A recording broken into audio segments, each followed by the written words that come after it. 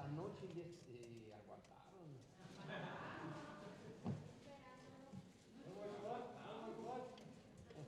La presentación nocturna, así como la venta nocturna. Ah, claro.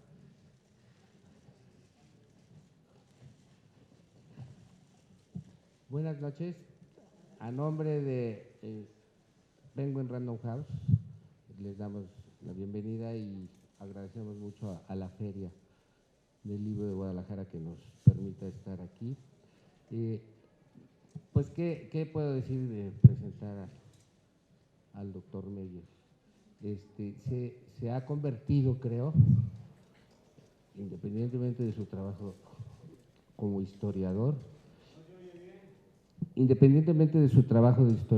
se ha convertido en una opinión para todos nosotros muy importante sobre el quehacer diario político, de lo que está sucediendo, y todo es más bien es una referencia obligada y está en muchísimas partes, como me venía diciendo ahorita, está en un programa en la radio en Puebla, está ahora también en Radio UNAM, haciendo una labor increíble también con lo mismo, analizando lo que está sucediendo, y ya no digamos en el programa de Carmen Aristegui o en el Canal 11, que lleva muchísimo tiempo ahí. Y también yo le venía diciendo que los artículos que aquí están integrados en un libro se vuelven referenciales, y en este caso especialmente por el momento en que se vivió el fin de un régimen y el origen, el nacimiento de otro, como él lo ha titulado, ahora a ver qué vamos a llenar en ese México vacío.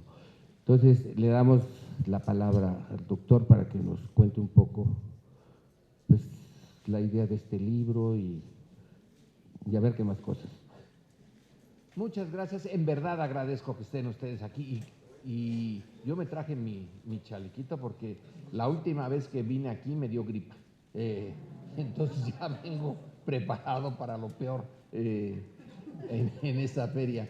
En la mañana se hace a uno allí con unas muchedumbres que, bueno, son espectaculares, y luego con este aire acondicionado, espero que nos vaya bien a todos. Muchas gracias realmente por venir. Alguien me dijo, pero a esas horas, ¿quién va a ir? Bueno, pues sí, pero ya veo que sí, por lo tanto, doble agradecimiento.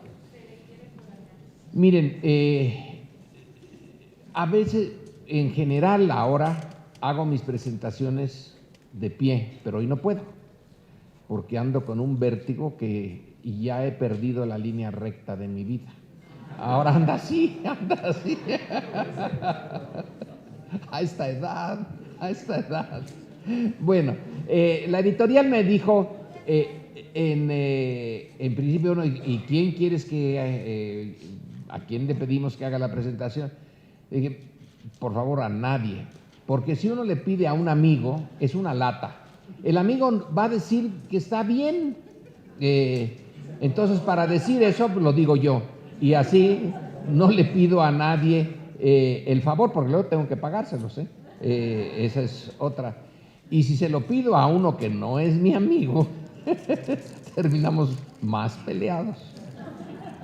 Creo que lo mejor es que uno presente y les diga de viva voz lo que como autor se piensa a la hora de escribir. El libro no es muy extenso, los otros que tengo son pues 2 veces esto, pero es que está pensado en una parte histórica que yo pensé que no iba a vivir, y estoy seguro que algunos de ustedes también lo pensaron.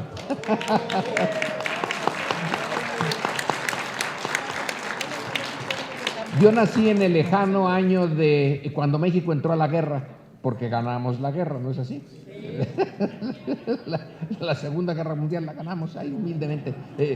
Nací en el 42, ya estaba establecido el sistema y parecía eterno. El libro registra su última parte. Entonces, cuando empecé a hacer mis primeras investigaciones históricas, me di cuenta, en primer lugar, que no había tenido muchos cursos de historia de México y que me sirvieron, pero enormemente, las memorias de aquellos que vivieron los acontecimientos que yo estaba analizando de principios del siglo XX. Hay una cantidad enorme de memorias de gente que sí lo vivió y desde sus ópticas me permitieron sentir la textura del México de 1920, 30, 40, 50, hasta 60, que es a donde llegué con esto.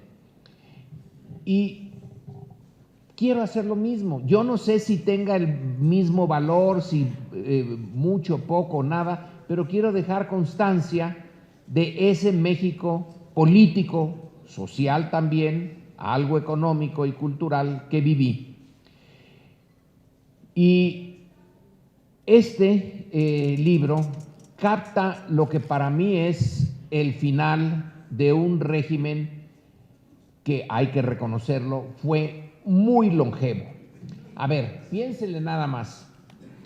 ¿Cuándo se inició el régimen donde el PRI nació? Porque el PRI no hizo al régimen, el régimen hizo al PRI. Puede ser 1917 con la Constitución, 1916 cuando Carranza, que sí que es priista Carranza, aunque no lo supiera, cuando ya se asienta, ya derrotaron tanto al golpe militar como a las otras posibilidades, a la villista y a la zapatista. Entonces queda el campo hecho para que, con muchas dificultades, un montón de acontecimientos violentos algunos, se fue consolidando y el PRI nace por algo inesperado, por algo que nadie pensaba. La reelección del gran caudillo, el general Obregón, un general que, si uno examina su hoja de servicios, no tiene ni una sola derrota. Desde que empezó con un pequeño grupo de ahí de Sonora, de yaquis, hasta que se impone sobre su rival más poderoso, que era Villa, pero en fin, desaparece la figura y queda un vacío enorme. Ese vacío lo va a llenar el PRI. Si ustedes tuvieran la oportunidad de buscar los periódicos de esos años, de los años del Maximato, se sorprenderían. Yo al menos me sorprendí. Había muy pocas referencias al PNR, que es el abuelito del PRI. Daba como una cosa secundaria y se creó un partido. Nadie le dio mayor importancia, por lo menos en la prensa. En la mente de sus creadores sí que la tenía, pero el público mexicano, en primer lugar, no leía periódicos. En caso de que los leyera, encontraría muy poco sobre eso. Poco a poco se fue. Había literalmente docenas de partidos entonces. Había el Partido Revolucionario de Chihuahua, el Partido de los Revolucionarios de Chihuahua, el Partido Progresista de Chihuahua, y todos tenían, algunos pues, supongo yo que tenían a su presidente, su tesorero, y no tenía ningún militante, pero había un montón de partidos. Entonces se quedan ya poco a poco sin su esencia. El PRI es la gran cúpula, el gran paraguas que los cubre a todos y que les exige, no les exigía más que una sola cosa. ¿Es usted revolucionario? Pues sí, todos somos revolucionarios, entonces está bien, lo aceptamos. En realidad lo que exigía era la disciplina y la disciplina a Calles, al jefe máximo. Luego ya es la disciplina al presidente. El presidente es el jefe. Y tiene momentos brillantes. Tiene el momento del cardenismo. Pero el cardenismo no surgió como parte de una elección popular. El cardenismo se les impuso. Nadie conocía al general Cárdenas realmente. Él se dio a conocer cuando ya tenía el poder. Entonces, este sistema va a tener sus mejores años con el cardenismo y probablemente los años siguientes, que ya no me simpatizan tanto, pero ese es mi problema, no es el problema del PRI, es la consolidación de lo que yo considero es el sistema autoritario, no totalitario, nunca llegó ni remotamente a eso. Está en esta configuración entre los sistemas democráticos, a la liberal, los sistemas totalitarios, al estilo nacionalsocialista o Partido Comunista de la Unión Soviética. En el punto intermedio están los autoritarios. Y hay un montón. Está Franco, está Nasser, está Kemal Atatürk, está México. Tiene un secreto, que es la no reelección. Los otros sí que tenían problemas. Franco, pues hasta que el caudillo se lo llevó Dios, lo pusieron en el Valle de los Caídos y ahora ya lo quitaron. Bueno. Nasser, como dijo Kemal Atatürk, son Tito, que ahora ya su Yugoslavia está hecha un desastre. Este sistema tuvo el secreto de la no reelección y la sistemática transformación de sus élites. Ya 6 años para afuera, desechables, casi todos, y otros nuevos, en fin. El sistema empezó a agotarse. ¿Dónde ponemos el agotamiento ya del sistema? En el 68 es posible que sea ese un momento interesante para decir, allí ya no pudo, la sociedad ya era más compleja, el movimiento estudiantil no era posible cooptarlo, como era posible cooptar al movimiento obrero, a los ejidatarios, eso sí, se podían cooptar, pero los estudiantes no se puede. Son cooptables cuando dejan de ser estudiantes y se meten ya al sistema, pero mientras son estudiantes son muy libres. Ahí ya empezó una sociedad más compleja, urbana, más educada, con idea de lo internacional, porque el 68 no es nada más nuestro caso, es un movimiento muy extendido. Bueno, ahí puede ser que empiece, es una decadencia lenta. Cosío Villegas en 1947 tiene un ensayito que es fantástico, sí se ha publicado, son unas cuantas páginas, son como 40, 50 páginas, que se llama La crisis de México, es un ensayo, y ahí dice varias cosas interesantes, que yo cuando lo leí, pues le tomaba yo cierta reserva, luego me di cuenta que don Daniel, a quien yo veía ya como un viejito,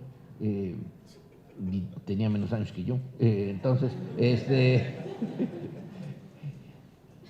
señaló varias cosas. Una de ellas es, el PAN no puede realmente tomar el poder y mantenerlo porque no sabría qué hacer con él.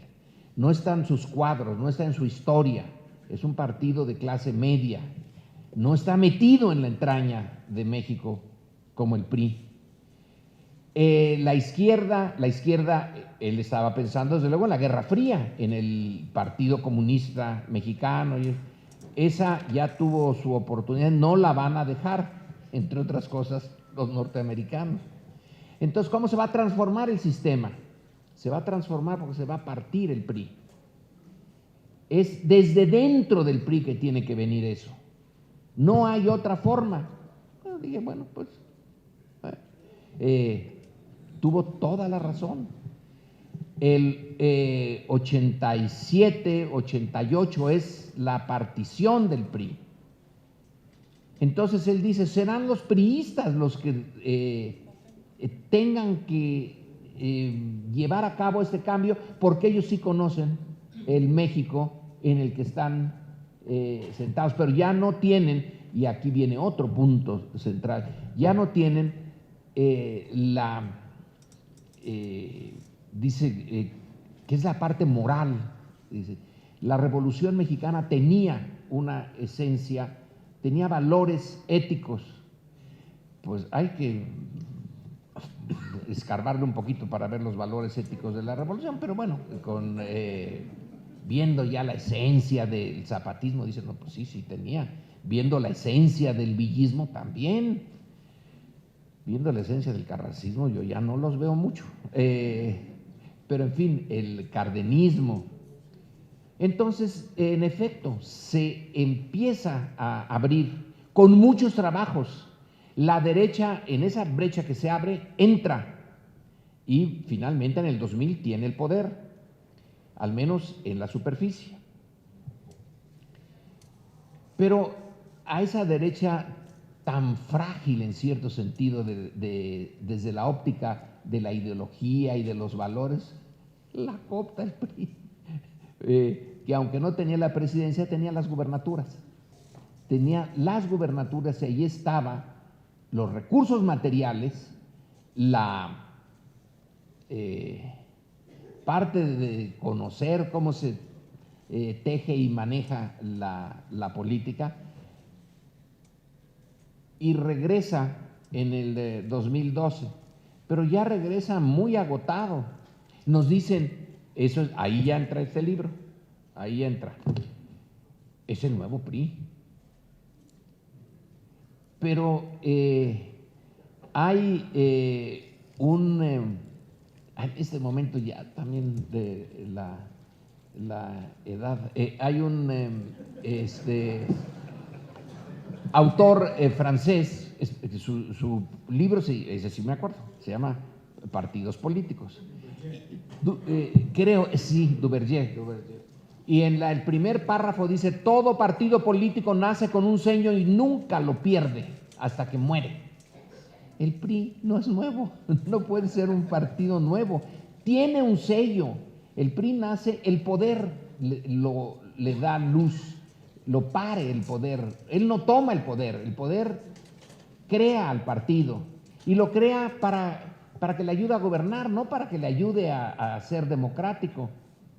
Pero el México del 2012 ya es un México muy complicado. Ya no hay guerra fría, ya no están los Estados Unidos para decir ahí, yo defiendo al sistema político mexicano porque es predecible, controla todo, me garantiza. No, ya no.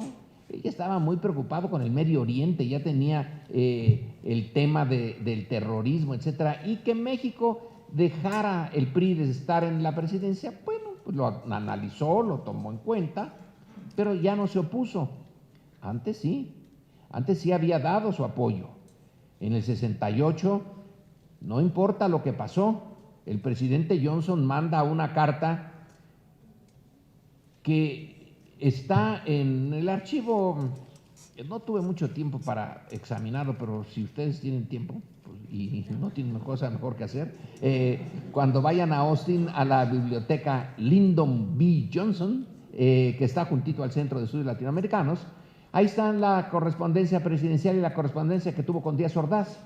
Y Johnson lo felicita al final de octubre en nombre del mundo, en nombre, in the name of humanity. Lo felicita porque bien llevó a cabo las Olimpiadas. Eso es. Acaba de pasar lo que luego los norteamericanos verían con horror en Tiananmen, pero fue nuestro Tiananmen el 68, antes que China. Fue lo mismo.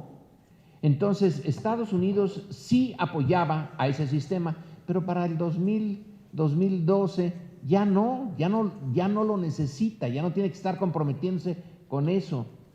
Y el PRI no cambia, la sociedad mexicana sí cambia, y eso es lo que está en este libro. El proceso de la última parte, la desintegración del sistema, en donde ¿qué quedó de ese sistema? ¿Qué quedó en 2013, 2014, 2015?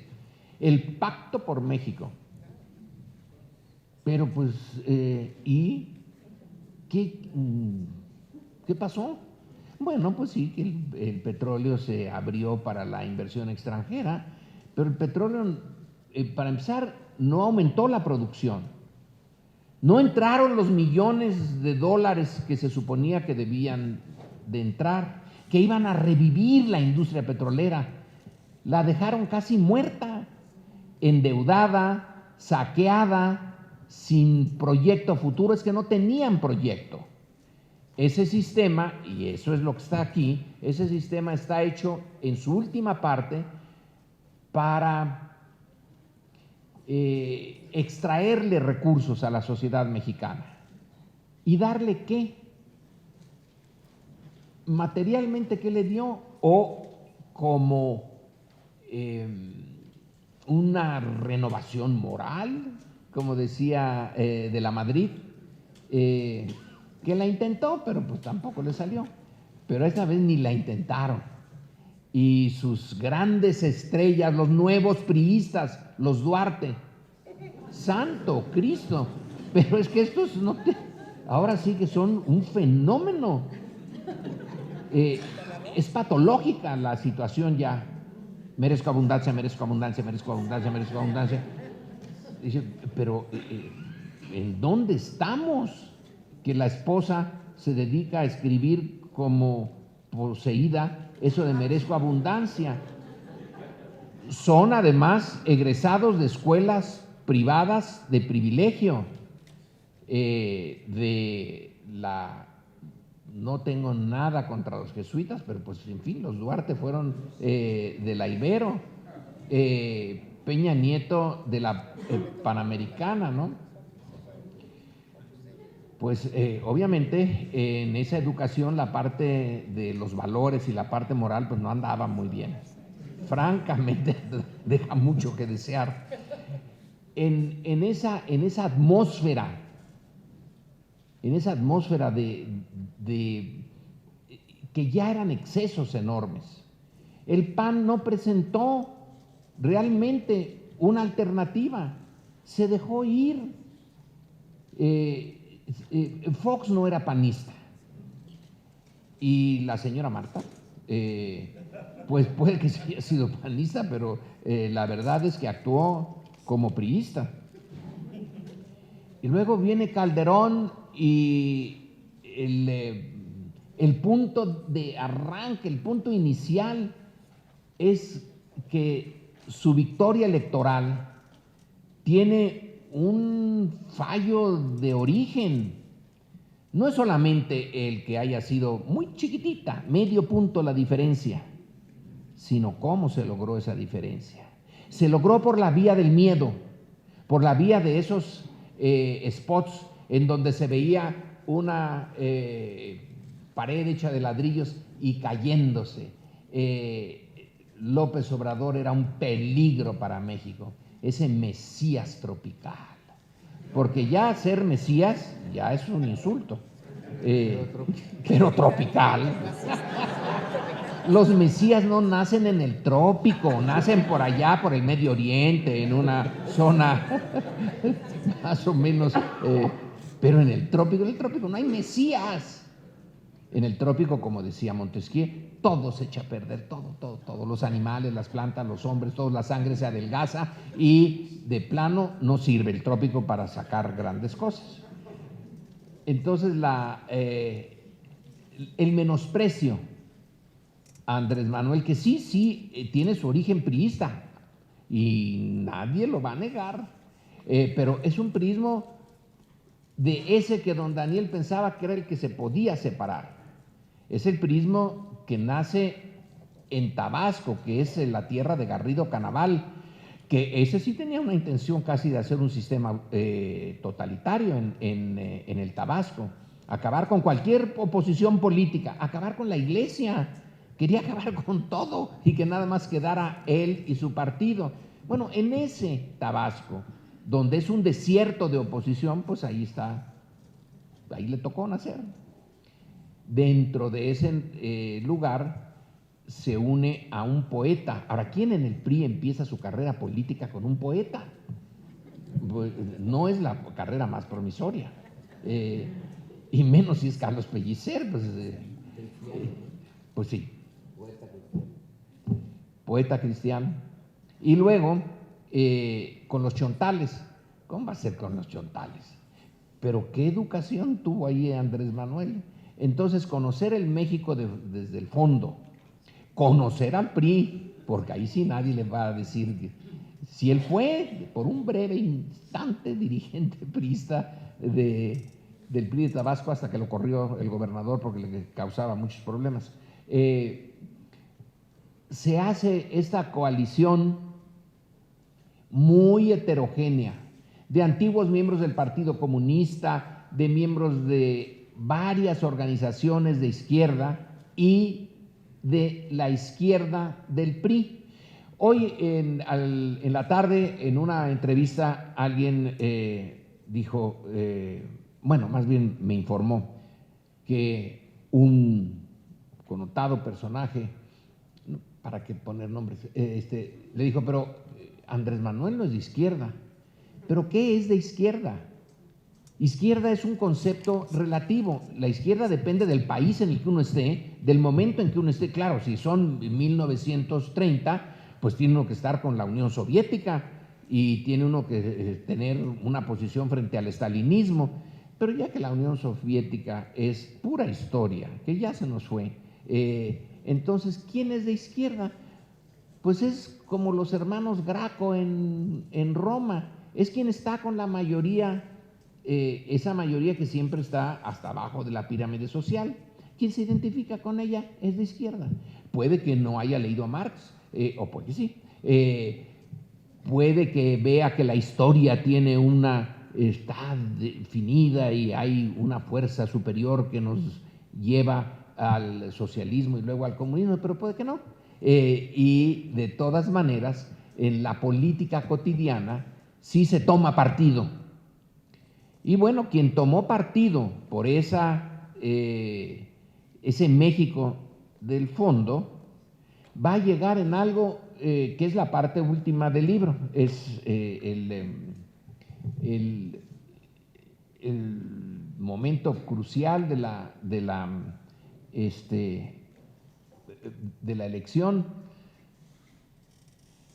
Si el general Cárdenas es en el siglo XX el personaje que desde el poder lo usa para satisfacer parcialmente, muy parcialmente, las necesidades de los grupos hasta abajo, vía la reforma agraria sobre todo, pero también el apoyo a los sindicatos, etcétera, y se cruza el país de un lado a otro, pero como decía yo al principio, a él no lo eligieron, a él lo decidió el general Calles, y estaba la elección ganada de antemano, todo el mundo sabía que iba a ganar, sus contendientes, el coronel Adalberto Tejeda, por ejemplo, no tenía ninguna posibilidad, que ese sí era de izquierda, el coronel Tejeda.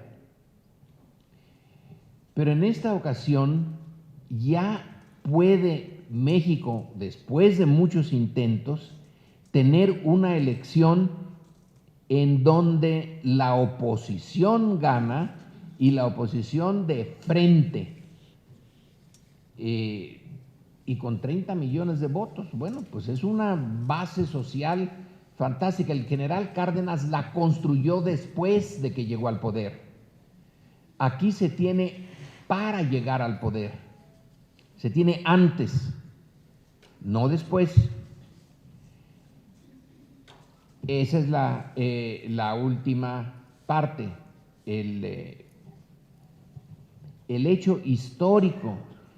Retrasadísimos en México comparado con otros países, pues sí, estamos muy retrasados porque nuestra historia es particularmente dura con la democracia. No es un terreno fértil para la democracia política. Y la democracia política es siempre frágil, contradictoria, y siempre está uno con el Jesús en la boca. ¿Cuándo se va a caer esto? ¿Podrá sobrevivir? Etcétera. Incluso en Estados Unidos. Ahora, no sería yo el primero en decir que hay serias dudas entre los observadores de la política norteamericana de si esa democracia va a sobrevivir o si ya está en decadencia. Pero en fin, dejemos a los vecinos con su problema, que es nuestro problema también. entre otras cosas, es nuestro problema, no es nada más de ellos. Pero hay este momento que, por eso el libro es chiquito, porque se quedó en eso, en el momento en que se inicia lo que se pretende sea un nuevo régimen. Históricamente un nuevo régimen casi siempre es producto de una revolución, de un hecho violento, de un choque entre intereses, pero un choque a fondo. La Revolución Francesa es el paradigma. Empezó sin que hubiera un partido organizado, empezó de manera realmente espontánea, el hartazgo, pero el hartazgo en una sociedad que ya estaba muy frágil en sus estructuras antiguas, en sus estructuras monárquicas, y ya no había feudalismo y sin embargo las formas feudales seguían en Francia. Bueno, eso se viene abajo con estrépito, con sangre, con muchos muertos, y uno dice, bueno, pues sí, aquí empieza otro régimen. Luego habría otra vez, se regresaría a la monarquía, pero ya no la que, a la que le cortaron la cabeza. Es otra monarquía la que va a estar en el siglo XIX, ya bastante modernizada. En el caso mexicano no hay la revolución, pero hay una lucha larga que también tiene sus episodios sangrientos. Bueno, el 68 no es el único. La guerra sucia de los años 70, que también se libró aquí en Guadalajara. También aquí hubo la guerra que terminó con los desaparecidos, con la Dirección Federal de Seguridad actuando. Es una lucha de mucho tiempo. Para ser siglo XX y siglo XXI es muchísimo tiempo, porque la historia, el tempo histórico ahora va muy rápido. Pero bueno, se llega a ese momento, se quiere hacer un nuevo régimen. Creo que la voluntad está. Ahora, las posibilidades, ahí ya, por este primer año que ya no está en el libro, este se publicó el año, bueno, se metió a la imprenta el año pasado, ¿no? O sea que ya, poquito, pero sí está ya el cambio, la elección, el proyecto de Andrés Manuel, y todavía con el PRI en el mando formal, pero ya no en el mando real. ¿Qué es lo que venga? Realmente debemos todos de tener mucha preocupación y cuidado, porque es algo muy frágil, fragilísimo. La sociedad mexicana políticamente está dividida, muy dividida. Hay una mayoría que, según las encuestas, todavía nos lo dicen, la encuesta del Universal, la encuesta del Financiero, la encuesta, ya son como 4 encuestas, que pese a los tropiezos, y sí ha tenido tropiezos, sigue teniendo un apoyo mayoritario, pero no está garantizado. La garantía, en buena medida, quien toma el poder en el año pasado, no en todos los casos, pero es más bien una reacción contra el PRI y contra el PAN que en favor del nuevo proyecto. Una parte sí piensa en el nuevo proyecto y otra parte es que ya estaba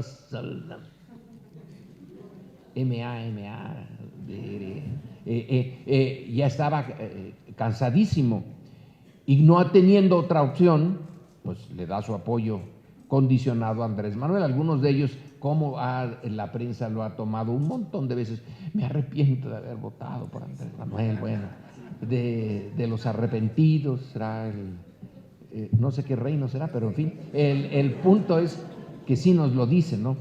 Pero mantiene, porque estas encuestas no es una, son varias las que se han tomado en los últimos 15 días, 15, 20 días. No está asegurado. Creo que hay la voluntad y ha avanzado rápido, muy rápido, más rápido de lo que él suponía. Yo no he hablado con Andrés Manuel desde hace ya mucho tiempo, y a lo mejor así seguimos. a lo mejor es una buena manera de seguir, no vernos. Pero cuando sí tenía yo una mayor cercanía con él, me quedó claro una visión. Dice, probablemente en 2006, pero antes, cuando todavía no venía el desafuero ni todo ese desastre que fue el 2005 y 2006. Debió de haber sido a principios de 2005. Pero la idea era muy clara. Son tantos los intereses creados, son tan duros. Moverlos y eliminarlos ya ni se diga, simplemente moverlos es dificilísimo. Entonces, en un primer momento, en una primera etapa, lo más que se puede pensar es cambiar la actitud de la mayoría de los mexicanos, no de todos desde luego, y que vean al gobierno como algo propio. Ellos lo crearon, ellos actuaron para ir a las urnas, darle su apoyo, es de ellos, de esa mayoría. Y si logramos eso, decía en plural, él y quienes le acompañaran, entonces, en el siguiente ciclo, desde entonces ya sabía que lo de la reelección que se ha usado muchísimo no tiene ningún sentido, en el siguiente ciclo sí se puede realmente empezar a mover estas estructuras reales. A mí me gusta mucho la definición de Harold Laswell de qué es política. Dice, politics, who gets what, when and how. La política es quién consigue qué, cómo y cuándo. Bueno, eso, que unos que no han conseguido consigan, cómo, de qué manera legal y no violenta y lo más rápido que se pueda, esa se la dejaba él al otro sexenio. Pero ya está metida en eso, en realidad ya está moviendo a esos intereses durísimos creados.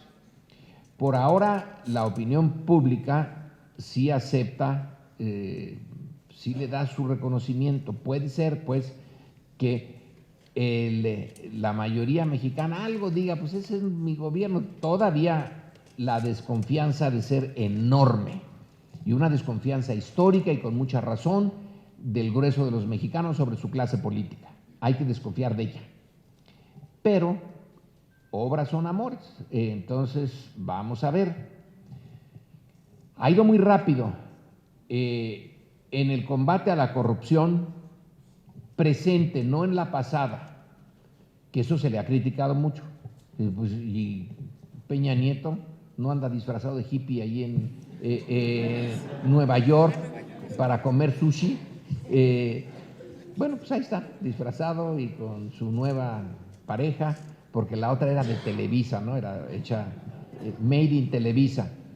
Él ha dicho, no puedo gastar la energía en el pasado porque, entre otras cosas, tienen muy buenos abogados. Entonces, todos los recovecos de la ley los van a usar. Es cortar de aquí en adelante, sobre todo. Creo que lo ha conseguido. Un gobierno austero, demasiado. Creo que se le pasa la mano. Pero es simbólico. Eso de que un presidente de un país de 125 millones de habitantes no tenga un avión es realmente bastante absurdo, salvo que uno quiera poner el énfasis en las cosas simbólicas y decir, no, tengo que ir a la Terminal 1 del aeropuerto de la Ciudad de México, donde los baños están ya tan deteriorados, donde el piso, francamente, sí le convendría cambiarlo, y donde cuando llego al avión tengo que esperarme 25, 30 minutos porque no hay suficiente, tan saturado. Bueno, sí se le pasa la mano, pero es decir, él se castiga a sí mismo primero y luego a sus colaboradores. Ahora castíguense, flagélense, no ganen, trabajen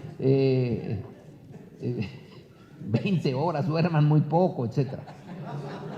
En eso ha avanzado, en la distribución directa, no por la vía de las estructuras corporativas del pasado, que esa era la esencia del PRI, las corporaciones.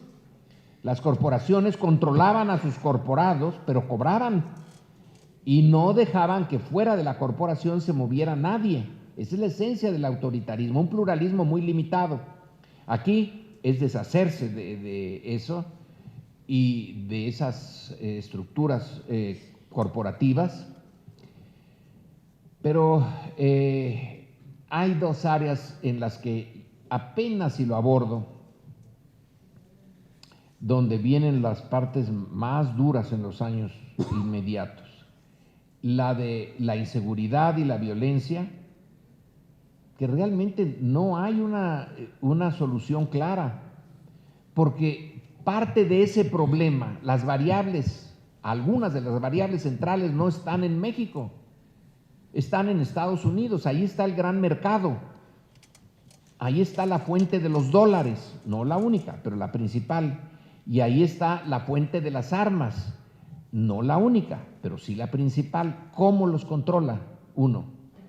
Dando becas y apoyo a los jóvenes, pues el narco puede dar más becas, tiene suficiente dinero para quintuplicar en casos muy específicos lo que está ofreciendo el nuevo gobierno.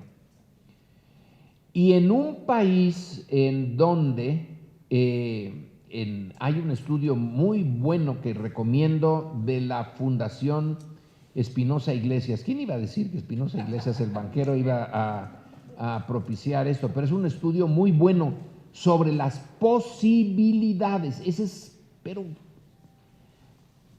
cabalmente, todavía tengo tiempo, ¿verdad? Sí, cabalmente el punto nodal. Divide este estudio en quintiles a la población mexicana, según sus ingresos. Entonces, la gráfica es de una claridad horrorosa por lo que muestra. Están las barras de los ingresos, claro, y de la población, sobre todo es la demografía. El primer quintil, el más amolado, el que está hasta el fondo, y luego los otros y el mayor. Ahora, de esos, ¿quiénes tienen la posibilidad, si nacieron en ese quintil, de dar el salto al primero? Una cosa chiquitita. Están condenados, la mayoría de los que nacen en las zonas pobres están condenados a repetir eso. No hay movilidad social. Y del otro lado, los que nacen en la zona más rica, ¿qué posibilidades tienen de caer a la zona más pobre? Chiquitita. También necesitan ser imbéciles, que puede ser, o tener una suerte pésima. Pero está inmóvil el cuadro social mexicano. ¿Dónde hay movilidad? Pues en el narco, es decir, si alguien nace en Las Tunas, en Badiraguato, y luego en algún momento está en Forbes como uno de los 1000 millonarios del mundo, vaya que sí hay movilidad. En ese sector sí, es la movilidad perversa. Lo que el nuevo régimen quiere es abrir esa movilidad virtuosa, pero toma mucho tiempo. Y es de día a día el problema. Está todos los días en la prensa, en la televisión, tantos muertos ahora, tantos aquí, tantos allá. Hay una estadística que traigo aquí, hijo, en el capítulo que se titula la violencia, y el título, que es el título que los editores me sugirieron muy bien, es La violencia, los años perdidos. ¿Perdidos? ¿Cómo que perdidos? Bueno, un colega del Colegio de México y otro de la Universidad Autónoma Metropolitana, la de Xochimilco, ellos están en la demografía, que es una de las ciencias sociales No es la que a mí me apasiona, pero es la que tiene más certeza, porque trabaja con números y con números que pueden ser verificados. Entonces, si nos dicen cuándo la población ya va a dejar de crecer a esta tasa, cuánto es el envejecimiento y todas esas cosas. Ellos usan un índice que es el ABPP y se trata de los años vividos o de posible vida perdidos. Entonces calculan la edad de los asesinados, que son los 20, 25, 30 años. ¿Cuánto tenían que haber vivido si las cosas hubieran sido normales? Bueno, ahorita 75 años. Dependiendo un poco de la clase social, algunos podrían ser 72, otros 78, otros, espero yo, hasta más adelantito. Este es nada más para el sexenio de Felipe Calderón. ¿Cuántos años ya no vivieron esos mexicanos? Sumados son 4.979.565 años que se perdieron. Es el país que pudo haber sido si estuviera en paz y en orden. Ese es el sexenio de Calderón. En el que viene después, la cosa sigue más o menos igual, y en este año sigue peor. Entonces, ¿cuántos años perdidos? Si aquí son 4.970.000, pongamos 5 millones. Quiere decir que ahorita tenemos unos 10, 12 millones de años perdidos, de mexicanos jóvenes que se fueron muy pronto. Esa es una medida, puede haber muchas otras, pero la tragedia, el problema es terrible y no tenemos por ahorita una respuesta inmediata. La respuesta de largo plazo es que esos cuadritos que tiene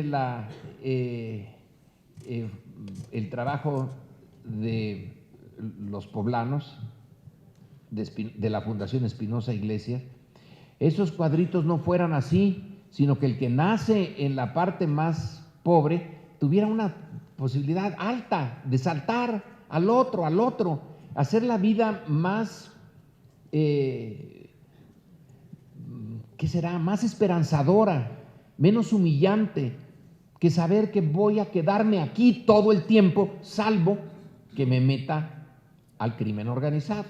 Entonces voy a vivir corto, como lo dice esto, pero voy a tener una corta experiencia distinta. Si me quedo donde estoy, puede que la alargue mucho, pero va a ser una vida miserable. Entonces, esa es una responsabilidad política. Si política es quien consigue qué, cómo y cuándo, si esa es la esencia, hay que ver que el viejo sistema se osificó, se quedó en eso, en congelar y negar las posibilidades a los que están hasta abajo. ¿Y por qué los que están hasta arriba no bajan? ¿Que son muy inteligentes? Como algunos dicen, es que nosotros trabajamos. ¿En serio? ¿Lo dicen en serio? ¿Que los que están abajo de ellos no trabajan? ¿Alguna vez han intentado un mes vivir como un peón y trabajar y comer lo que un peón? Hay una cierta falta de empatía de las clases altas hacia las clases subordinadas, que es una herencia colonial y que no la hemos desechado. Cuando se dice que el racismo y la discriminación siguen vivas, es eso, es ese pasado colonial. Detrás de ese racismo y discriminación está una diferencia de clase, unas clases que sacan provecho de una estructura de poder. Por eso el poder está vacío, porque si no hace eso, entonces ¿para qué sirve? Entonces es la violencia, y la otra es el crecimiento económico. Estamos en cero. Como dicen, no hace ni frío ni calor, estamos en 0 grados. Bueno, pues pues no está tan mal y también estamos en 0. Bueno, está de la patada, está de la patada, pero en eso hay mayores posibilidades de cambio. En el primer año, bueno, con Zedillo caímos menos 7%, cuando el error de diciembre se convirtió en el horror de diciembre. Es posible remontar una redistribución del ingreso, pero va a ser difícil si no hay una reforma fiscal. Ahora, si hay una reforma fiscal, si ahorita está el país dividido, si hay una reforma fiscal, bueno, ya me imagino, imagínense ustedes a los que van a ser afectados por esa reforma fiscal, que seríamos nosotros, entre otros. Empezaríamos a pegar de gritos, pero se tiene que hacer. Se tiene que redistribuir, se tiene que devolver al Estado la capacidad que sí tuvo en el pasado, que finalmente no se hizo como debiera, pero sí tuvo la posibilidad de dirigir el proceso económico, no dejárselo al mercado, pero lo hizo con mucha corrupción y en algunos casos con un montón de estupidez. Se trata de que ya no sea ese el caso. Pero sí hay que revivir al Estado, hay que redirigir los recursos. En eso confío en que se pueda hacer más, pero en el caso de la violencia no encuentro claro cuál es la solución. La solución ya vimos una que no es, que vamos a darle a los narcos duro y tupido con el ejército, con la armada, con la Policía Federal. Pues, pero también eso, de abrazos y no balazos, es que trivializó el tema. No es darles abrazos. A lo mejor ahí le sale una parte que yo desconozco, así medio religiosa, y que amarás al prójimo como a ti mismo. Oiga, pero si el prójimo está como para correr de él, no para amarlo, con ese prójimo yo no me identifico ni de chiste. Pero bueno, cada quien se identifica con, tiene una amplitud de espíritu seguramente, pero ese tema va a estar con nosotros y va a dar mucho problema. Y si México está dividido, por ahí van a atacar la ineficacia del gobierno. Lo único que nos queda es, bueno, que la Guardia Nacional medio guarde algo, pero apenas empieza. No es suficiente la Guardia Nacional, pero bueno, y los recursos para los nuevos cuerpos. Hay que darles mejores sueldos, hay que hacerlos sentir que tiene sentido su vida, que van a ser protegidos, que se van a jubilar, que sus familias van a tener protección. El ejército la tiene. Los sueldos no son muy buenos, pero tiene todo un sistema de protección. Eso hay que dárselo también a la Guardia Nacional, lo tiene la Armada. Pero en fin, otro punto, ya eso no está en el libro, va a estar en el siguiente. Es el caso de otros países latinoamericanos, que tenemos que vernos en el espejo latinoamericano. Chile iba, pero de maravilla.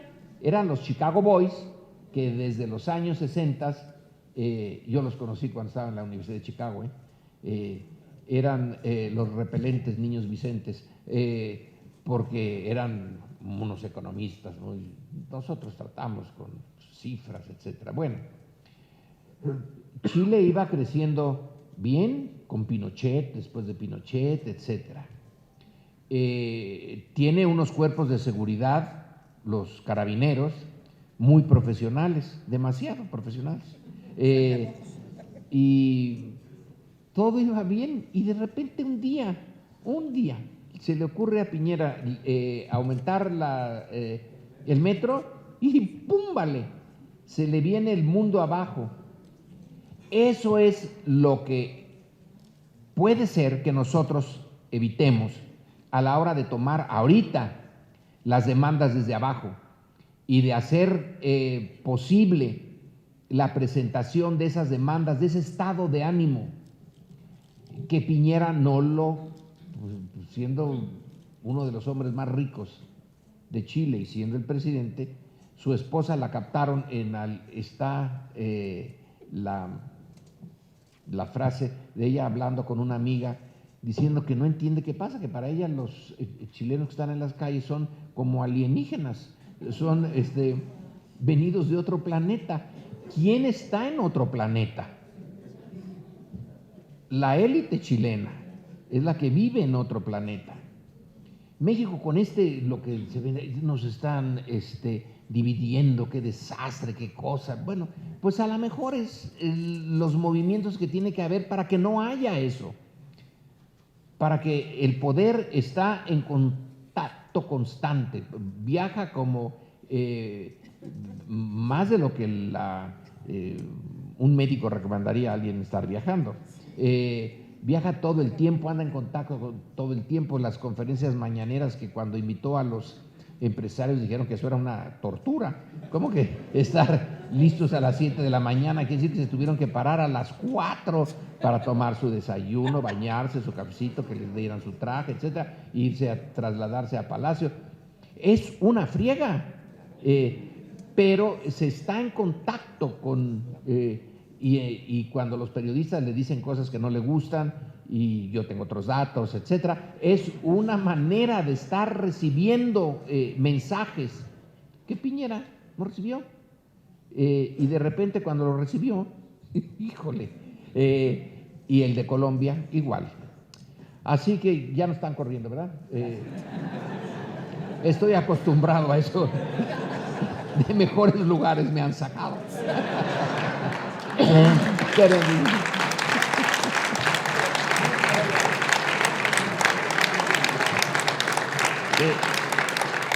Que 5 minutos nos tenemos que quedar en la congeladora todavía. A usted le va a dar gripa, estoy segurísimo. Por haber venido sin suéter. La invitación, bueno, a la editorial supongo que sí le interesa que se venda el libro. Honestamente les digo, a mí no. Me interesa que se lea y lo hago porque hay 2 etapas, creo que no soy el único, con esto termino. Hay 2 etapas en la creación de libros como este. Primero es pasarse muchos años en el archivo viendo cosas muy puntuales y sacando la tesis doctoral y otras cosas y todo de archivo y archivo y archivo, y luego de repente se suelta uno el pelo. Bueno, es un decir, o a lo mejor me lo solté tanto que ya. Entonces ya se va uno a hacer interpretaciones generales. Sí tiene su bibliografía y son en estas 239 páginas, pues sí tiene, lo recomiendo, cosa que la editorial no siempre hace, pero el índice analítico por temas, cuesta uno, pero tiene también su bibliografía, etcétera, pero no es una investigación de archivo, no se puede hacer una investigación de archivo de lo que está pasando hoy, ayer, antier, es en parte selección de hechos, y no hay nadie, con esto concluyo, no hay nadie que pueda ser objetivo. En las ciencias sociales no hay objetividad posible, hay la obligación de intentarlo, eso sí, porque el método científico ya quedó bien clarito, hay sus formas de usar los conceptos, definirlos, hacer las hipótesis, tratar de probarlas, pero la objetividad no es posible. Las variables que entran en un fenómeno como este, si uno dice, para teoría es la de Newton, ¿no? Pues sí, la de la gravedad que se da en el universo y en la Tierra y en todos lados, sin querer menospreciar a Newton, que es un genio, pero dice, que no fue cierto, pero que vio la manzana caer y aquí está ya, bueno, era la distancia que se puede medir, el peso que se puede medir, la velocidad que se puede medir, la dirección que se puede medir.